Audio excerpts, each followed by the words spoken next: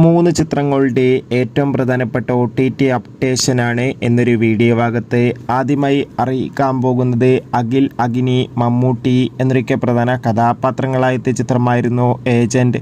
ചിത്രത്തിന് അത്യാവശ്യം മികച്ച അഭിപ്രായമല്ല, ബിലോ ആവറേജ് അഭിപ്രായം മാത്രമായിരുന്നു സ്വന്തമാക്കാൻ വേണ്ടി സാധിച്ചിട്ടുണ്ടായിരുന്നത്. ചിത്രം തിയേറ്ററുകളിൽ വൻ പരാജയമായിരുന്നു. എന്നാലും ഏവരുമേറെ ആകാംക്ഷയോടെയാണ് ഏജന്റ് എന്ന ചിത്രത്തിൻ്റെ OTT റിലീസിനായി കാത്തിരിക്കുന്നത്. ഫൈനലി ചിത്രത്തിൻ്റെ OTT അവകാശങ്ങൾ സോണി ലീവ് സ്വന്തമാക്കിയിട്ടുണ്ട്. ചിത്രം ഈ വരുന്ന മാർച്ച് 14-ാം തീയതി OTT റിലീസ് ചെയ്യും. തെലുങ്ക്, മലയാളം, തമിഴ്, കന്നഡ തുടങ്ങിയ ഭാഷയിലായിരിക്കും ഏജന്റ് എന്ന ചിത്രം OTT റിലീസ് ചെയ്യുക.